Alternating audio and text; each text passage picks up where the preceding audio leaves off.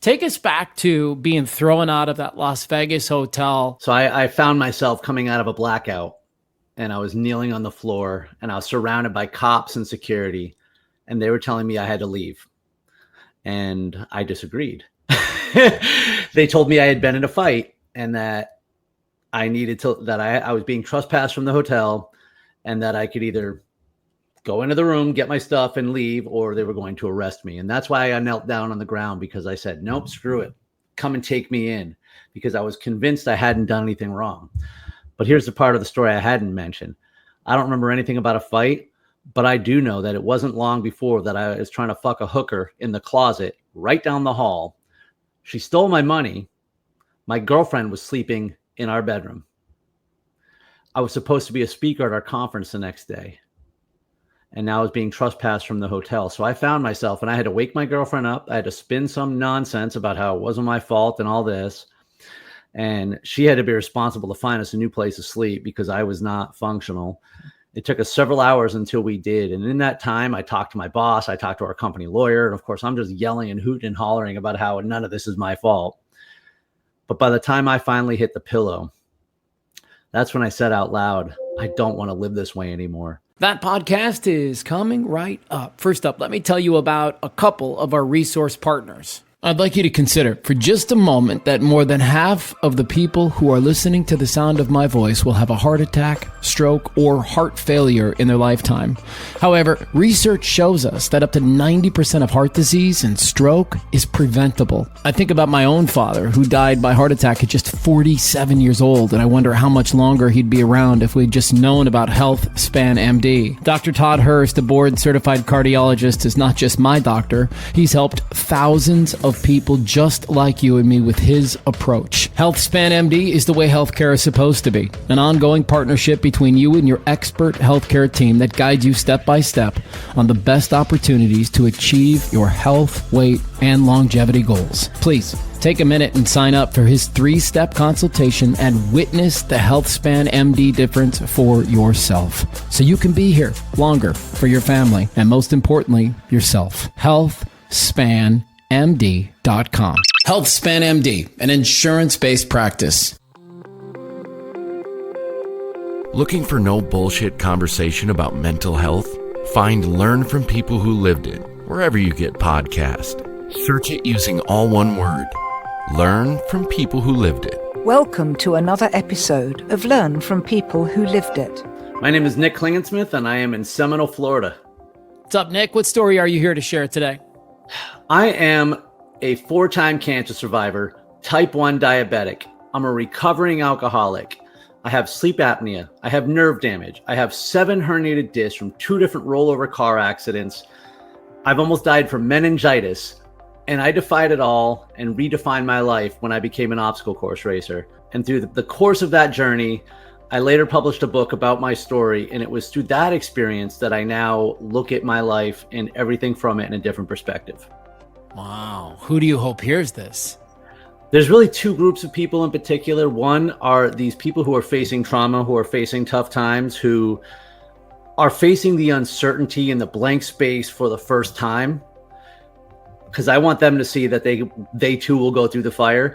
The second group of people are the people who have hit a level of achievement and now find themselves stuck or lost. Okay.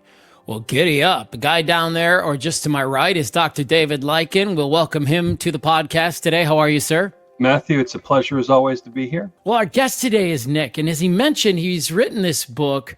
I'm going to pop it up on the screen for those of you watching on YouTube. It's called Through the Fire. And you said it up front, man. Like, you got cancer, you got meningitis, you got sleep apnea, you've got all these different things. It's nerve damage, and yet here you are completing over 100 Spartan races, 6 major marathons, several ultras, and anybody watching on YouTube right now can see all of the the prizes, if you will, behind you. The list of accomplishments is deep, and so I'm almost compelled to start right there, which is, when did you get into all this racing business? There was a moment, and it was one of those defining moments where my boss walked into my office a little over 7 years ago, and he said, "Nick, I want to do a Spartan race, and you're going to do it with me." And I looked at him, And I said, no, no, fuck no. That sounds terrible. An 8 to 10 mile trail run with obstacles and mud, and to train for this? No, that seems impossible to me. And I went home that night, and, kind of what we were just talking about a minute before, I went home to my nice house. I had just been promoted at work. I'm relaxing. I'm chilling on my nice couch, thinking about my new girlfriend, who's my now wife. And I had just beaten cancer decisively for the 4th time. And I realized something, that I already was uncomfortable.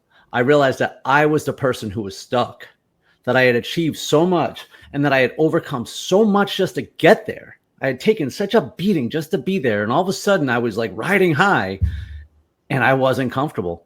And I realized that I was terrified to do something about it. And so I needed this spark. I needed just something to make a change. And I didn't anticipate this. I signed up for a race, but that's what drove me to say, yes.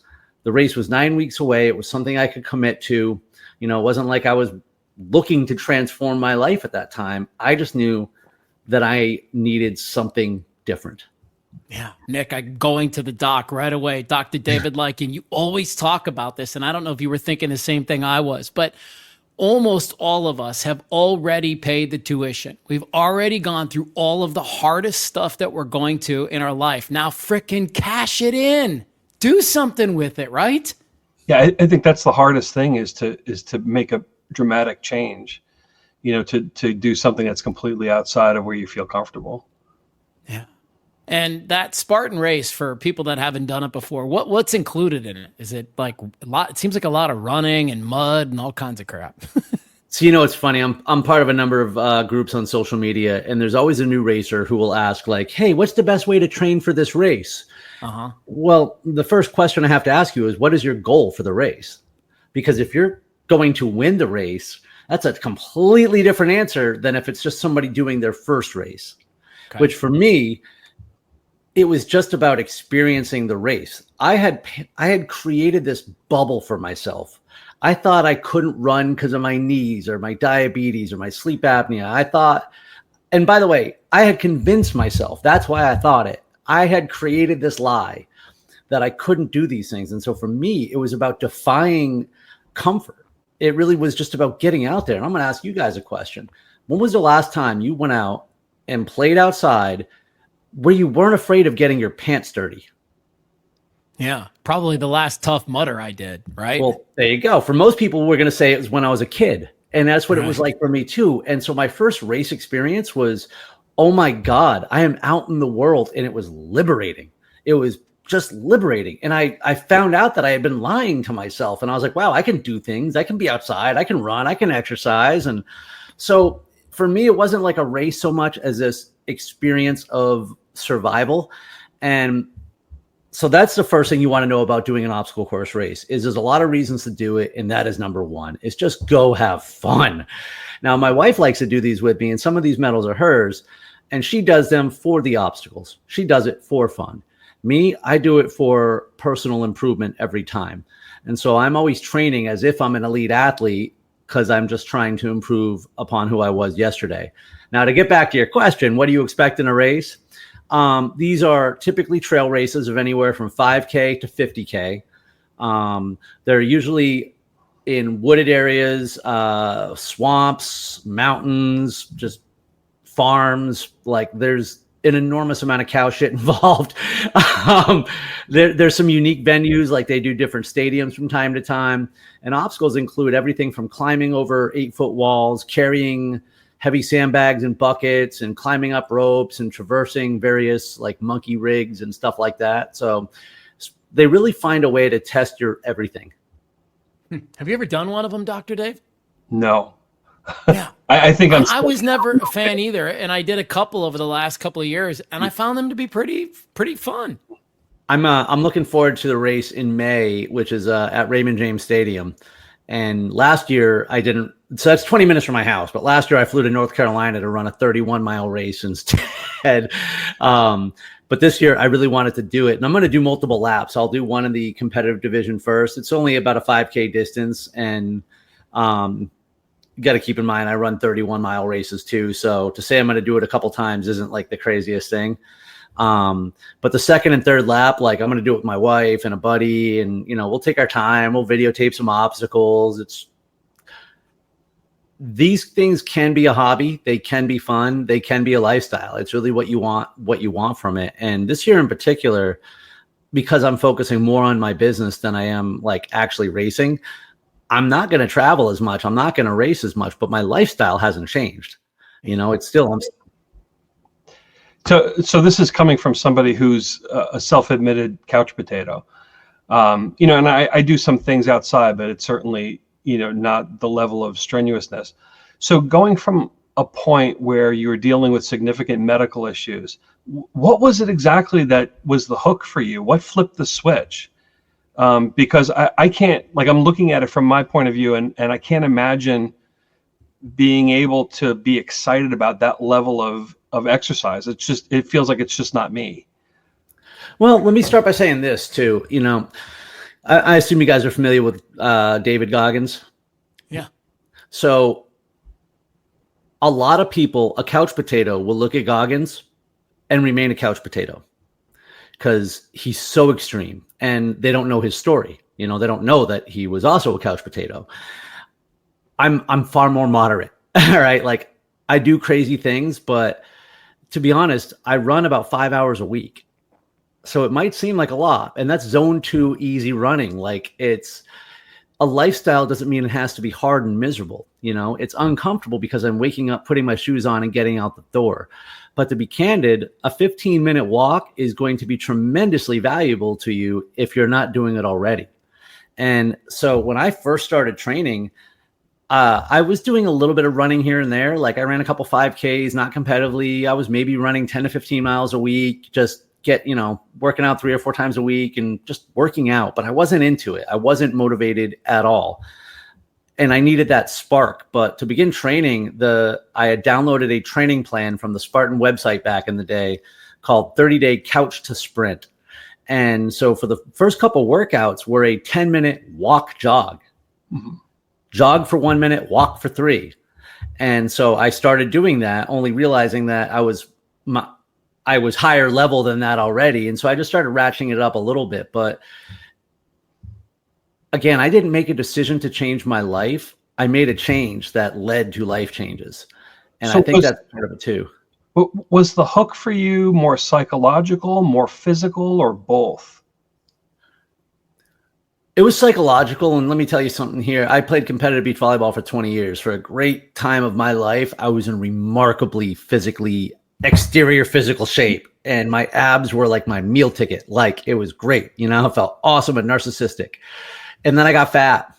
When I was up to almost 240 pounds at 5'10". So yeah, I was fat. Not like a little out of shape. And I hated it. But I felt like I would never be able to change it. And I actually lost 40 pounds before I ever heard of Spartan. And I managed that just typically through macros and stuff like that. So I was kind of at a weight where I was almost comfortable with myself, but I wasn't confident in myself.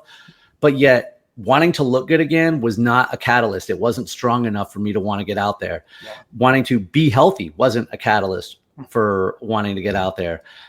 The psychological aspect of basically like a rebellious teenager, I wanted to defy the shit that was holding me back. I was tired of being a prisoner. I was tired of being a victim. And that was it. It was an act of defiance. So I want to take us back, because this is where you are now. Like, now you're participating in these events. You're doing these things. You're healthy again. I don't know if your abs are still your meal ticket, but let's assume that you're healthier than you've been. But once upon a time, man, I mean, you write about in your book being in a Las Vegas hotel in a drunken daze, being kicked out, jeopardizing your career, dealing with cancer, dealing with sleep apnea, dealing with all of these things. So let me take you back to the dark times in your life, because we have an opportunity to learn from somebody who's lived it, which is why we call the podcast what we call it.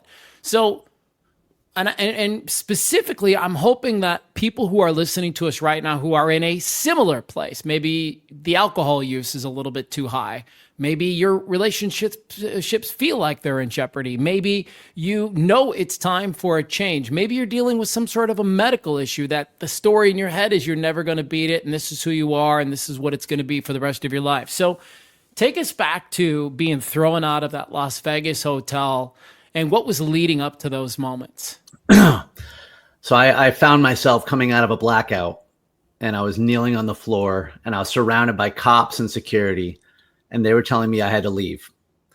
And I disagreed.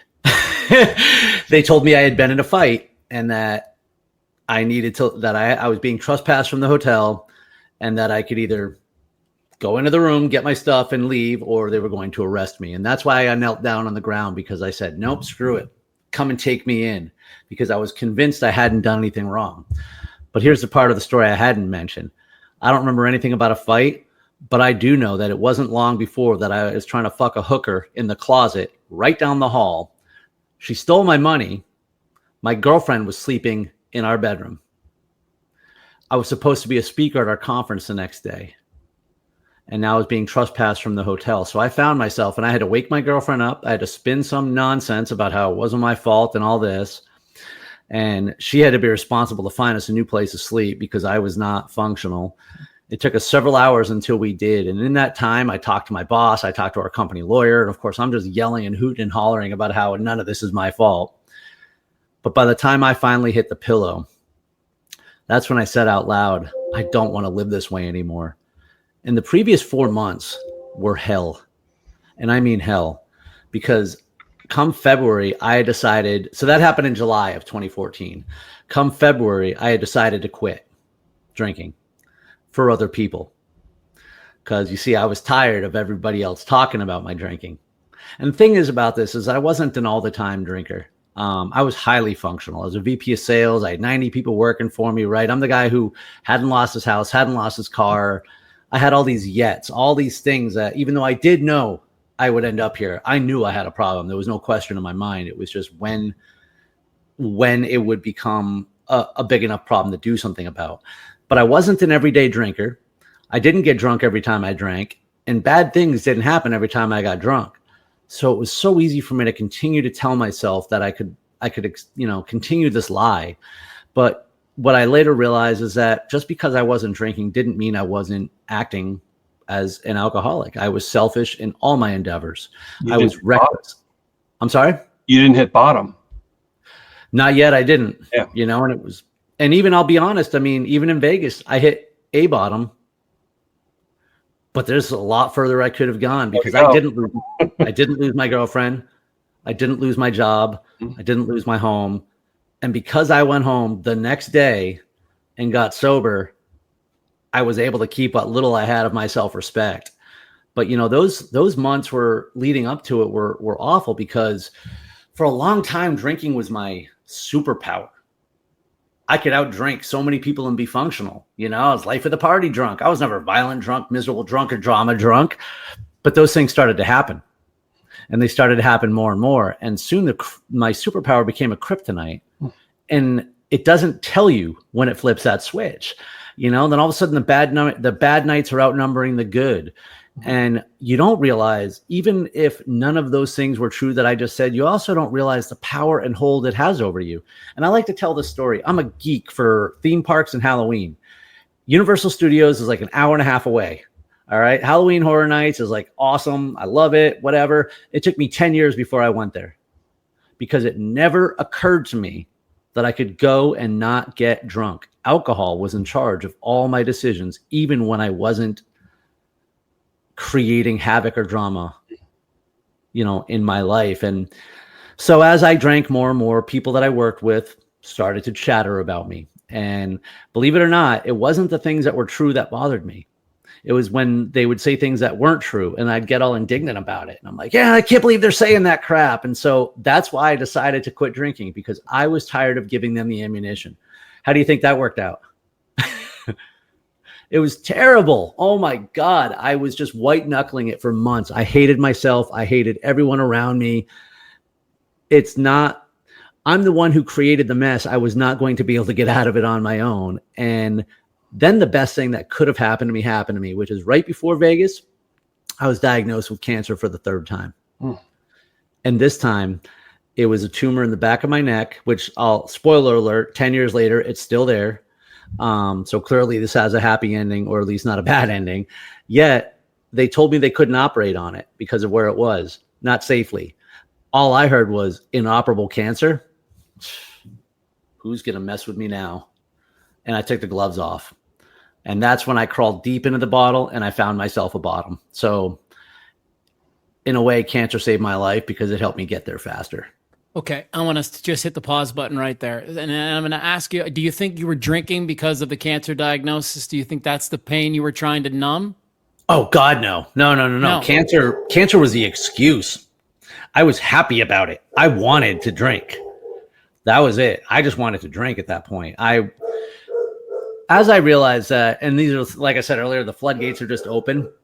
I did not realize until recently the impact of my childhood on my life. It was not an after school program or after school special, all right, but it was parents of neglect, parents dealing with their own addiction issues. And really, my dad left when I was like 6, and I grew up on an island. Okay. He left down the street. Again, it's not like, there's a lot of stories here that could be worse. But she did not have the ability to love me. She just wasn't capable of being a mom. And, when you're 6 or 7 years old, you don't really realize how it's supposed to be, maybe. But after about a year of literally being almost on my own, I mean, I had like a side hustle when I was in like the 2nd grade because I already knew that I was on my own. And I actually went to move in with my dad, who was engaged at the time and she had 2 young daughters. I moved in with him, and the very next day we were thrown out. I was thrown out of 2 houses by 2 moms in one day. And I'd never thought about that, of how just rejected I'd felt and how much that mattered, because I always grew up to be so tough and gritty and independent. And I didn't realize that that was in my response to that. And at the same time, my dad was just getting his own footing in his own life, and he struggled. So he's like my best friend now, but he had to go through a lot of things in his own life too. And at the time, I mean, he threw it in my face up. My mom gave me up. He made it very clear to me that I was a burden. And when you're just constantly being made to feel that small, you start to grow up and you become afraid. And I realize now how afraid I was as a kid. I was afraid of getting hit, like verbally, physically. I sucked at baseball because I was afraid of getting hit by the ball. I sucked at hockey because I was afraid of getting leveled by other kids. And now look at me. I throw my body into jeopardy to take back control of my life. Like, these things do happen for a reason, right? So I didn't know that. I just never felt like I fit in because I had friends. I had a social circle. It wasn't like I was popular, like you see on TV, but I don't know if life's really like that or not. Yeah. And when I started to drink, and I started drinking in high school, but infrequently. But when I did, I could drink different than the other kids, and I felt like I fit in with the other kids. Dave, there is so much there. Where do you feel compelled to start? And I would love, if you can, Dave, to work in your the thing that you typically talk about with alcohol and how it turns off the part of the brain that cares. So he just... You read my mind. Oh, yeah, right. Like, he just dumped a whole bunch of shit off at the playground. Right. And so, I'll put on that therapist hat and walk us through, kind of what's happening there. Yeah. So just as a sidebar note with all this, before we even talk about some of the childhood patterns, the line between drinking and becoming an alcoholic is such a blurry line, and you never know when you cross it. Other people do, but it's gradual typically. And what happens is alcohol will settle down anxiety. You'll get social courage. You'll get taken out of your problems for a period of time because you feel great. Maybe the hangover the next day is not so great. But it flips off the give a shit switch. It turns off your ability to engage. And you wonder sometimes, how could somebody like end up living under a bridge? Like at what point did that become okay for that person, right? Because the part of your brain that would object, the part of your brain that would raise a flag, is shut off by the alcohol. So you're really going down the hill without brakes, and you don't know the brakes have been cut. That's a good way of putting it. Yeah, I'd love for you to double down on how the abandonment, neglect, rejection piece could show up later in life too. Like, because he said it beautifully. When you're 6 and 7, you really don't understand how these things are impacting you. Right. You really don't. It's just, you're normal, and you don't have anything to compare it to as a 7-year-old. And so you're just living life, doing things. You know that maybe your situation looks a little different than some of your your friends, but it's not until you get a little bit older that you go, man, like I might have gotten a little fucked up from all this stuff. So give me your your thoughts on some of those things. And because he's not the only one that's dealing with it. There's a kid right now, right at this very moment, who's being rejected, neglected, abused, abandoned, all of the things. Right. So as an adult looking back on it, what you have to realize is every pattern that's not serving you well had a purpose at one point in your life, right? And when you're 5 or 6 years old and you're trying to deal with an impossible situation, you're not mature enough to be able to live on your own. You don't know how to care for yourself. You have parents that are supposed to be there to care for you, but as a kid, you don't realize that your parents have a history. They have patterns that they're not aware of or not in control of, and so you're trying to get through with the skills that you have at that age set. Now you might develop some ideas on how to manage. You might develop a narrative about where you fit into the equation with that. Those things all follow you into your teenage years, into your adult years, and unless you do something specifically to change them, that will be the pattern that you continue. Now, for some people, you if your own family is dysfunctional in some ways, maybe you have a friend who has a healthier family, and you can kind of get semi-adopted by them and maybe have a restorative experience seeing a different family and getting love from them that maybe isn't happening at home, right? And so you have an opportunity then to change some of those patterns. But for a lot of people, they go into adult life and all they know is that their relationships aren't working out.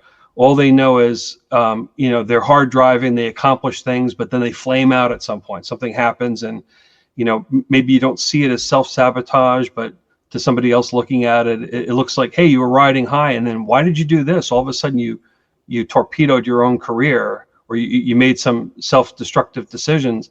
A lot of those things come from feeling not worthy, or those narratives from childhood of being rejected. They get played out as an adult, even though there's no other adult who's necessarily whispering in your ear and saying those things. So I wonder if the Spartan race for you was you rewriting the pattern. I wonder, and it doesn't it feel that way a little bit, David? Like that was the thing for him where he starts to rewrite the story a little bit. He starts to take control over the physical, starts to take control over the mental, starts to take control over I can do hard things. Yeah. Well, I'm hearing a bit of a rebellious kid who then figured out an adult way to rebel against the patterns that were there. So I mean, the getting involved with the Spartan race really sounds like an act of defiance for you. Yeah, absolutely. And I feel that, I don't know if I'd agree the adult way, because I feel I'm pretty immature in some of the decisions I make. There's a story that I like to tell that when I fractured a rib during a Spartan race, and it was the 3rd mile of an 8-mile race. And if you've ever heard a rib before, I mean, it's excruciating. Extraordinarily painful. Yeah, it's one of the most painful things, if not the most painful thing I've been through. And, I've been through some. And it happened on an obstacle I'd done 30, 40 times already. It was a fluke, just a bad twist with some tight muscles and pop. And I'm walking down the penalty loop, like my eyes are closed. I'm in so much pain. I'm calling off the volunteer. I just kept going. You have to understand, these are medals for finishing races, not for winning. races. I run in the competitive division, but I am not a threat to anybody's podium. I'm not an elite athlete, and there's nobody in the world that would have gave two shits if I quit that race. And even I could have let myself off the hook for such a bad injury. But the thing you got to understand is that was the first time I ever raced with the words "fuck cancer" across my chest. And some friends of mine were going through tough times with cancer. I just wanted to let them know they weren't alone. And that was what I did. And I hadn't realized just how many people it would actually touch, because throughout the race, people were like cheering me on, not cheering me on, the cause. And they were, like, yeah. And then telling me about their aunt, their uncle, sister, brother, son, like just these stories just kept pouring in. And so, number one, you just can't go quitting things when you have fuck cancer written across your chest. Right. And I told myself often, it wasn't for me, it was for them, and to keep going. The second part of it, though, is when I finished that race is when I realized I am not that scared little kid anymore. I willfully just put my body into such severe pain. And you know what? I'm okay today. But that moment was like, I jumped that fire, and I didn't want to jump it either. I'm just can't tell you the freaking pain I'm in. If you were anywhere in Ohio that day, you heard me yell the F word loud and often at the whole state. All right. Maybe Michigan too, but yeah, I think I might have heard it actually. Yeah, you're right. Is that right? Is that ringing some bells? Yeah. And so the defiance continued on, because I actually had to make a decision. It was about 7 months after I was obstacle racing that I was in my second car accident. And that's where I got more of my herniated disc, more nerve damage. My cat died the same day. The woman who hit me died. And I was just sitting at a red light. Like I talk about this in the book. She came, she was going full speed. She hit me. She flipped her car like 4 times. She lived that day. It was an older woman. And although all I was doing was sitting at a red light, the last thing that happened to her in her world was me. And that was tough. It's still tough. And so I'm lying on the couch again. I had just spent these 7 months doing obstacle racing, and it's not just the racing. It means I was training and getting up early and having a regular sleep cycle, and I was stretching and meditating and eating right. And like people were just seeing the changes. I was feeling good about myself and who I was.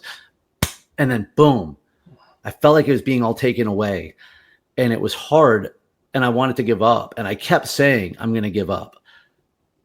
I just didn't know what that meant, because on Monday I went to work, and Tuesday you go to work, and I keep taking the dog out, and I got to pay the bills, and I just keep moving through the responsibilities. But I was back to who I was before. I was just existing. And so I put a race on the calendar, even though I didn't know what was wrong with my arm. I put a race on the calendar, and I'm standing outside, and I lived on Tampa Bay at the time. So I'm literally standing on the water. And if you've been to Florida, it's flat. You can see for 1,000 miles, and there's like a storm coming in off the bay. This was straight out of the movies. I'm trying to like get myself pumped up, and I'm listening to all these motivational things on YouTube. They're like, are you a victim or survivor? And I didn't like my choices. And I realized at that point, and that's when I realized I hadn't overcome anything. I hadn't overcome my adversity at all. I had only survived it, and surviving sucks. And you had mentioned earlier about, we need these things. Well, throughout my entire life, I was a victim. When I was getting cancer and diabetes, I was a victim. And I didn't like it anymore. And yeah, I had this me against the world gritty armor. And for a while it served me well, until later it no longer serves me well. And I decided then I just don't want to be a victim anymore. And that's literally, I was like, I'm a warrior, and I'm going to war. I'm going to pick a fight. I'm going to go sign up and do some dumb shit. I just wanted to put myself into whatever situation I could, because I was so tired of things holding me back. And I realized right then and there, it was a decision. It was a choice. I know I just unpacked a lot. No, this is awesome. Because what I've been thinking about, and Dave, you and I have talked about this a lot on our podcast, and Nick, we've talked a lot about this on our podcast. I firmly believe that comparing your pain to other people's pain is a super slippery slope and pretty dangerous. And most of the time there's no value in it. However, there is a tiny bit of this thing called perspective.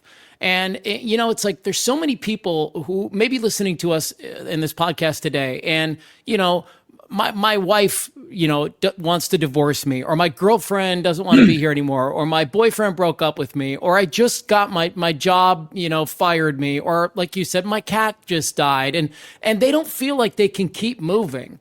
And then they listen to somebody like you who's like, beat cancer 4 times, diabetes, had all these things. A woman died in an accident you were involved with, and yet you're still here, yet you're still moving. And one would argue that you've elevated the experience a little bit, and you're moving at an even higher clip than you were previous. And so I want you, Dr. David, from your perspective, talk about that idea of how we can shift out of the victim mentality no matter what we've been in, and we can find a way out of it. Yeah, I think the first... Good luck with that. Thank you. I think the first step is you have to find a way to keep moving, right? But that's just treading water, right? So finding a way to keep moving is better than giving up. Okay, so that's good. But then how do you elevate above that from treading water to actually excelling and finding the ability to set a higher bar and then reach for it? I guess a question that was going through my mind as you were describing that whole lead up to putting that next Spartan race on the calendar, how did you feel after that one? Right. So you had to train up for that and even psychologically get into a position of saying, okay, in spite of everything that's going on, I am putting this on my race, on my calendar and committing to it. What was it like the day after? It felt good. I put a lot of metaphors into the race, and not every race. But that one for sure, like there's a whole chapter about it in my book. Like, that was a big deal for me to get through that race. And what's interesting, so I was running in the open division, which means technically if I skip every obstacle, I'm still getting a medal because you're in the open division and you run your own race. And of course, that's an extreme scenario. But the reason I say that is back then, if you failed an obstacle, the penalty was to do 30 burpees. Well, I couldn't use my arm. Like, I couldn't raise it above my head. I didn't know what was wrong. We had undiagnosed nerve damage. So I wanted to do stupid stuff, but I wasn't trying to ruin my life either, So I trained how to do one-arm burpees. I taught myself how to do push-ups with my left arm.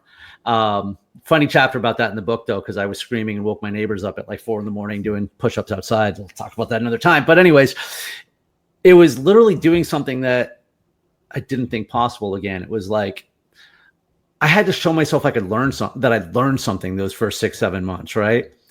And it was an experience, and it was the sheer act of doing it is what gave me permission to do it again, because that race was in October, I think. A couple weeks after that, my wife and I did a race at Fenway Park, which I'm from Massachusetts. We came in dead last because we took pictures everywhere. It doesn't matter. It was just about the experience. And it was, again, I was babying my shoulder, but it gave me permission to continue on the experience. And then a couple weeks after that, we did a Savage race, which is a different brand of Spartan race. And they've got some really cool rigs and they have different rules. And I wasn't afraid of the penalty. So I used it as an opportunity to just see what I could do. And you know what? Anything I failed wasn't because of my shoulder. And so I'm like, okay. I think the real answer to your question is it empowered me. It just felt empowering. I decided to not be a victim, and I followed through on that. Yeah. Can I ask you a question? What were your doctors telling you, like, during this whole thing? Were your doctors in your ear like, dude, you need to slow down, like, bro, you need to rest, dude, you need to stop this? Or were they like, hey, fuck, keep going, man, keep going until you break down some more? I'm gonna give you 2 answers as usual. My doctor then, for my back and my nerve injury, races.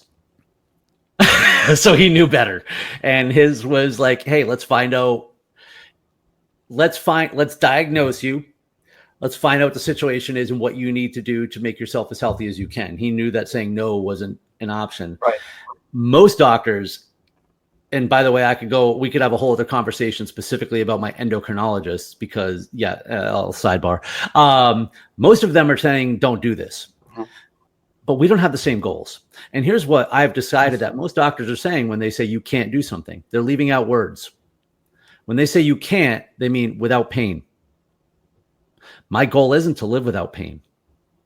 They say that you can't do it without risk or without injury or without this or without it being hard. Those aren't my goals. My goal is to do this. Right. I'm willing. Pain might be the price of admission. And I'm not an extreme pain junkie. All right. I told you about the race with a broken rib. Well, in November, I was on mile 12 of a 30-mile race where I strained my hamstring. I thought I tore it. Took me almost a mile to walk an hour to walk a mile to an aid station. It was miserable. Well, I hitchhiked out of there. Okay. Like I tapped out and said DNF. Oh. So it's not like I'm just some extreme, stupid pain junkie. You know, there are a time and a place. And sometimes we just need to suffer a little bit longer just to know we can because of the mental aspect. Yeah. But yeah, most doctors aren't partners in this. There's an important teaching point in here, which really struck me with this. A lot of times when people are faced with a challenge, they look at it as a binary. Can I do this or can I not do this? Right. And so they'll just look at it. Well, you know, it's going to take this, that, and the other thing to be able to do it. And, you know, I don't feel like I have physical strength. I'm not in good shape, blah, blah, blah. Right. So a lot of people approach things like this with a yes or no binary decision. It's not a matter of can you or can't you. It's a matter of how can I do this?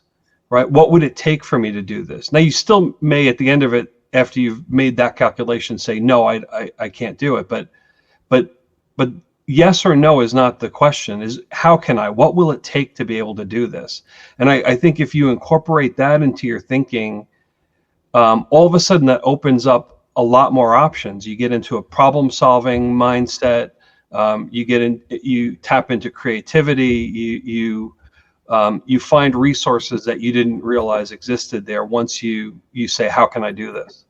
And those skills apply to, once you have it, it applies to everything. Everything. That's what I was thinking. How could people use this in business? Mm-hmm. You know, overcoming obstacles is not about climbing over an 8-foot wall. It's about acquiring skills, acquiring knowledge, acquiring experience. It's about assessing the obstacle and assessing our weaknesses and what needs to be strengthened or learned in order to achieve the obstacle. Right. And then it's practice and repetition. And that often involves failure, which is something else people go out of their way to avoid. And one of the most key lessons I've learned in the last several years is that failure needs to be experienced. It is a prerequisite for moving forward. And once you accept that, another word for failure just becomes practice. Right. Such a great thing. David, anything more you'd like to add? Yeah, it's become widely adopted in startup businesses. Fail fast and fail often, right? Because if you put off failure and if you try to avoid failure, you continue in non-functional patterns until you hit bottom with that, and then it ultimately does fail. It's better to try things more frequently, fail, step back, learn from the failure, kind of retrace your steps, figure out how to do it differently, regroup, and then try it again. I think it's also important to define what failure really is. And what I mean by that is, are you concerned about failure, or are you concerned about what other people are going to think about the failure? And because if I was concerned about what other people are going to think about failure, I would have went and got another job, and I would not be a motivational speaker. I'm not concerned about things that can't hurt me anymore. And I'm not saying ever. Of course, like, I'm a human being, right? Like, of course I care, but I don't let other people's opinions make decisions anymore. And I especially don't let their opinions of me make my life decisions. And so I'm no longer afraid of failing in somebody else's eyes. And like we were just talking about before the show, I already know my nuclear option for my business in my life. So I've accepted what failure will look like, and I know I'm going to come through the fire. So it would not be failure. It would just be the suffering aspect that I need to go through first. Golly. Okay. As we start to wind down our podcast, I'm going to ask you what might be a really sensitive question. So just know that I'm coming from a place of like love and compassion, and I'm not trying to pick on you, or I'm not coming at you in any way. I'm really going to ask this question for you and the benefit of our listeners right now. There are a lot of people who experience trauma in their lives, and they choose unhealthy options to deal with the pain. You mentioned the drinking, right? Well, some other people, they choose really healthy options, and now they turn into these people who run 1,000 miles a year or compete in 400 Spartan races in a year. And so they've diverted their attention to another way. And so the question that I want to ask you is, does any of that ring true for you? Or do you feel like with all of the things that you've been through, you've cycled through some of those things that you dealt with as a kid? And I suspect that you have, because you mentioned that your dad is one of your best friends now. So I suspect there's been a little bit of healing and you've done some of this work. But does any of that ring true for you? Do you feel in some ways like you're still running from the problems, or does this feel like exactly where you're supposed to be, exactly what you're supposed to be doing? And do you feel healthy about your relationships and some of that stuff you've dealt with? It's a moving target because I was the first guy.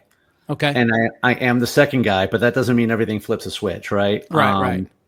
Because I think, so I got sober in 2014 and I first learned of Spartan race in 2016. I spent those first 2 years really just kind of clearing away the wreckage. All right. And I felt like this new person. Okay. Well, a year later, I felt like a different person. And now, because these floodgates of introspection are I'm looking back at those next 3 to 4 years, and I can see where, as a leader, I could have been better. I see, so as those things continue to evolve, and now that like there's been separation, some time from when I left a company like 5 years ago, I can see where I could have been better as an employee in certain relationships. And that also means some of the resentments and some of the hold that other people might have had over me. I'm seeing those, as well. So I will say that I am the epitome of using everything that's happened to me for me. Yes. But it's a continued process. And I hope it always is, because I know that I am not living perfect today. I'm not seeing things 100% clearly today. I'm not making every decision right today. So I hope that I get to continue to learn and evolve. And that also means the more that I do, my old attitudes do not have a hold on me anymore either. How do you feel about that answer, Dave?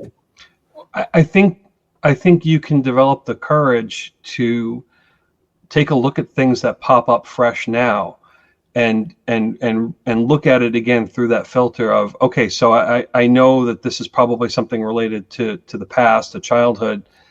Can you look at new things that pop up and then kind of run it through that filter again and see where it may have tie-ins to things earlier on, and just be honest with yourself to confront it when it comes up and learn from it, and then make a specific plan to make changes to do things differently going forward. It's easy to look back sometimes, at past experiences and say, well, wow, I really messed that up, or I didn't treat that person well. And, it's done. You can't do anything about it to undo it at this point. But if you are honest with yourself and with the experience that you have and with the insight that you've gained, take a look at it and say, okay, how would I do it differently? If I'm in that situation again, what kind of person do I want to be toward other people, right? You can make decisions like that. And I think that really ties in with that determination that you found through the races, to then have the courage not only to deal with physical pain, but also to take the hit on the emotional pain sometimes when you find things that still need work. I think I love it. Go ahead. Pick up on that. The humility of sucking at obstacle course racing has helped me tremendously. And I mean that, like, I was in a work environment where I felt I needed to be the best. I was surrounded by other people who I felt acted the same way. It just wasn't comfortable not being perfect anymore. And what's weird, and I actually write about this in my new book that we'll hopefully see in a month or two, where I look back at who I was as a leader, and I realized the thing that made me good And the thing that excelled my career was I was a constant student, and I just was learning. And then there, at some point, came a switch, and I was no longer interested in learning and acquiring. And I started to defend my position, and then went from humility to ego. And I exchanged my greatest skill set for ego defense. And that sucks. That's like playing poker without playing a hand, because somebody's chipping away at you the entire time, and it's just frustrating. And then you defend that with blame, and you create a lie that you're living, and that's not a good life to live. And I look back at the times, and so I like to win. That's never going to change. Okay, I like to win. And when I was telling a buddy of mine about how, right? Well, you would think, but it's like I'm going to win. So I was telling a buddy of mine how I had like apologized to my wife or something when we were in a fight. And he was like, I thought, what happened? You changed. You want to win. I said, no. I just redefined winning. Winning isn't making this person submit to my will and tell me how great I am. I'm just trying to have a happy marriage here.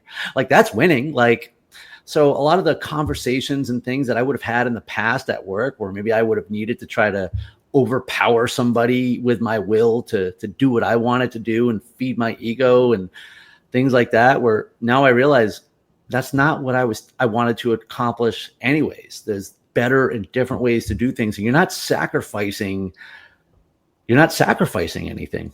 Like, you're not giving anything up. It's not like you're saying you're wrong or you're stupid. As a matter of fact, whoever looks at the person who's learning stuff as stupid. Right. I think as soon as you get defensive, that should be a red flag. If you want to have a life of continuous learning and growth, monitor yourself for defensiveness. If you feel defensive in a situation, you don't have to necessarily admit that to the other person, but that's definitely a red flag to take a step back, take a look at the situation. Like, why am I feeling defensive? What is it that I feel like I'm needing to get aggressive to push back on? Because there's probably something there. And again, a lot of this stuff ties back in with early childhood stuff. But just to have the humility of saying, okay, what am I, where's my role in this? What am I contributing in the situation? And what you just said is, I realized a rejection of my idea was being taken as a rejection of my person. Right. Yeah. And the other person's not seeing it that way. They probably don't even remember they rejected you. They have no intention of making it personal against you. Right. Yep. Well, listen, I love these kinds of conversations, because there's, like I said earlier, there's so many people that are dealing with things in their life, and they feel like they can never overcome these things, so they can never step into a different purpose, so they can never change the trajectory of their life. But you're freaking living proof, man, that you can. You're living proof that you can go through very difficult things. And as we said almost on the onset, you already paid the tuition. You've been through the hardest stuff ever. That stuff with your mom and dad as a 6 and 7 year old, that's a gut punch, man. And then, to go through this embarrassing episode in Las Vegas, that's a gut punch. To go through cancer 4 times and diabetes and all the these are gut punches, but you're still here, man. And like, you're literally still running, you're still moving, you're still in motion, which Dave and I talk a lot about, because it's so critically important. Most people, when they get stuck, that literally means they stop moving in any way, shape, or form. And the medals behind you clearly say that, you're not doing that. You are choosing to keep moving through this thing, as hard as it may be. And I love something that he said earlier, which was, I don't have to do this pain-free. That's not my goal. My goal isn't to do this pain-free. I don't mind if a little adversity and a little pain enters the mix, because I know what to do with it. Didn't that strike you too, Dr. Dave? Yeah, I wish more patients that I see have that mentality, because a lot of times people will come in and saying, oh, what can we do to make this pain go away? And as a doctor, it's hard to say, well, do you really want to make the pain go away, or do you want to learn how to push through and function around it and overcome it? People want the pain to go away, but the lessons and what our friend Jill likes to say, that your superpower is found within that. If you can dive in and face it head on and work through the hard stuff. I used to think, and I used to act like I had all those superpowers, and now the superpower I embrace is vulnerability. Yeah. And I'm more powerful now than I've ever been before. So, It's the truth. Matthew, can I open up another question? This is kind of taking Please, let's go. direction. How has your health been? The cancer, the diabetes, all the other health things that you're dealing with since you've been doing the Spartan races and kind of changed your mindset toward things? Diabetes is always a moving target. I'm probably having the best managed diabetes literally right now that I've ever had. It doesn't take a lot. Are you type 1 or 2? I'm type 1. Okay. It doesn't take a lot to get off course sometimes. I'm convinced every fourth bottle of insulin is a placebo. Like there are things that are out there, and it's such a hypocritical disease. I will tell you something that's interesting. You know, we talk about looking back at the past and maybe seeing the connection. It wasn't until when I finished my book that I even realized the timing of my 4th cancer diagnosis and Adam, my old boss, asking me about Spartan. It was weeks apart. I never even thought about it back then. But here's the irony again, is that I haven't had cancer again since. Well, a new diagnosis. I have a tumor in my neck. And I sometimes joke and maybe even think, with all those things that were happening to me and happening to me and happening to me, that it was like God saying, my God, is this kid going to get the message yet? And so there have been less catastrophic new things. But last summer, I was admitted to the hospital because I thought I was having a heart attack. Panic attack? No, well, maybe, but we actually aren't. I think I've had something going on that, quite honestly, is probably a post-COVID issue, like because I got COVID in early 2022 and it leveled me. I mean, months. Like, I forget how to get home from work. I couldn't get out of bed. I would go home at 2:00 in the afternoon and fall asleep on the floor. Like, it was just brutal. But I still have, and when I run by heart rate. I don't run by pace. And my zone 2 like jumped up 3 minutes a mile, and I got better over time. And then last year it kind of like set back in, and I'm like, I don't understand. But so literally in like July, I had been seeing doctors, and then they ordered a heart cath, and then the insurance company did not want to pay for it at the midnight hour. And I'm going for a run the next morning, and I swear I was trying to trigger a heart attack. I was, because I was like, yeah, fuck you. And I was running as hard as I could, like trying to get my heart rate spiking out of my chest. And well, it almost worked. The next day, though, I'm walking my dog, Okay, we're walking like 18 minutes a mile, and my heart's like 160. My heart rate's like 163. That's a race pace for me. And I'm like, okay, something's wrong. So I went to the hospital, and the weird thing is when they gave me nitro, everything calmed down. But I'm going to tell you that there's 2 things at play. Number one, I believe there's some post-COVID issue, because I've been testing a lot of different stuff, and I'm done with the testing. I'll just accept that there's something going on there. But number 2, I think it was mostly work-related stress. I do. And then the thing is that because you're looking at the heart rate and you're looking at your blood sugars, like, because I run by heart rate, I'll be running at like in the morning, like 136, like nice and cruising, right? I'll have a negative thought. I'll look down, it'll be 146. That's insane. That's incredible. Anytime I need the proof of like a physiological response to saying our mind don't affect things, the fuck it doesn't. Like, like I literally will watch it happen in front of me. I'm not going any faster. I'm not working any harder. It's just I'm constricting my whatevers. And right. So long and the short, it is strange that I consider myself healthy with all the things wrong, including what was, oh yeah, by the way, heart, ticker, lungs, they're all checking out okay. So that's why I say that was work-related stress. And there is some sort of an issue that maybe 10 years from now, I'll read about what it was. But some things you just accept. I accept my starting line. That's part of it. So I just kind of move on. But beyond that, I'll tell you what it has helped me with is it's forced me to be more intentional with my diabetes. So it's not just that I'm managing my diabetes better. The way that I'm managing it is better. I'm taking 1/3 less insulin than I used to. Which not for nothing, speaking of defiance, that's 1/3 less money I pay to the health insurance and pharmaceuticals. There it is. Get them. That's how I take it back.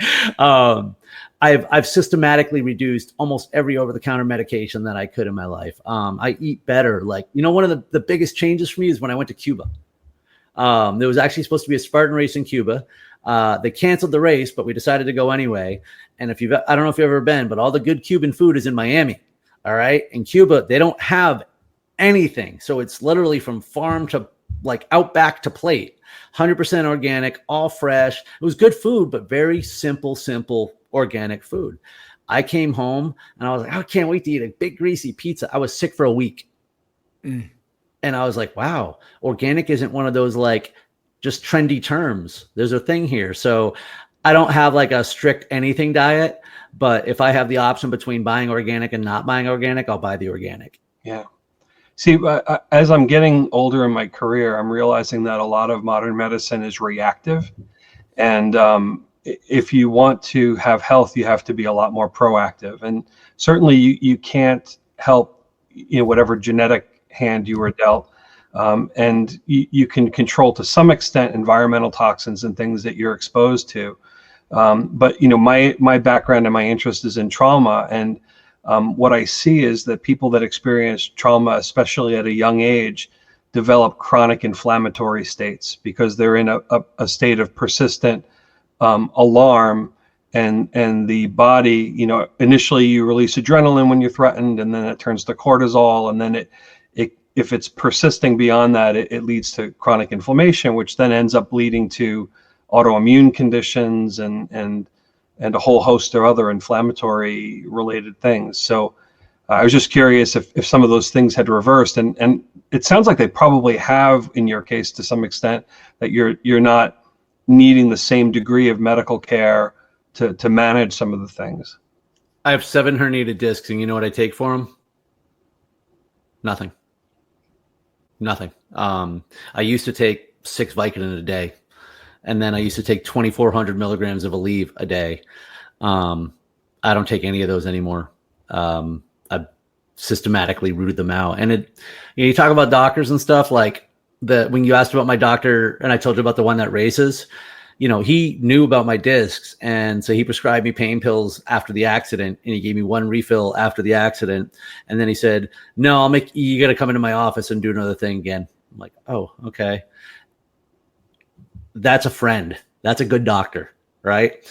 When I went to the ER for my rib, I didn't break it. I actually fractured the cartilage, so it didn't show up on an x-ray. So my x-ray did not show anything. They threw a bottle of pills at me and sent me on my way. That's not an ER. Those are drug dealers. And I didn't want the pills. I wanted someone to tell me what was wrong with my rib. Mm-hmm. Right. One quick story on the health. I was at a doctor's appointment for something a couple months back, and their machine kept going off because my resting heart rate was 39, and they didn't believe it. So in terms of being in better health, I'm 44. I'll be 45 in a week. I'm a type 1 diabetic. I have cancer, and my resting heart rate was 39. It's a story, man. There's the site right there, stridemotivation.com. You could link to Nick and his podcast and his book, which you can see right there. It's called Through the Fire. And he also serves as a motivational speaker. And so if some of what you heard today sounds right for your next event or corporate speaking engagement, Nick's just a couple clicks away, and you'll be able to get him as a part of your mix. Nick, thank you so much for being on our podcast today. I really appreciate your time. Thank you both for having me. This was fun.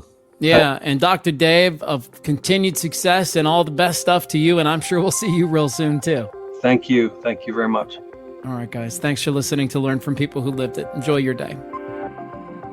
We have 3 goals with Learn from People Who Lived It. 1, to help you feel less alone. 2, encourage you to seek out a coach, a therapist, a church, anyone who can help you get through your journey and find some healing. 3, when you're ready, share your story with us. Find Learn from People Who Lived It wherever you get podcasts. Search it using all one word. Learn from People Who Lived It.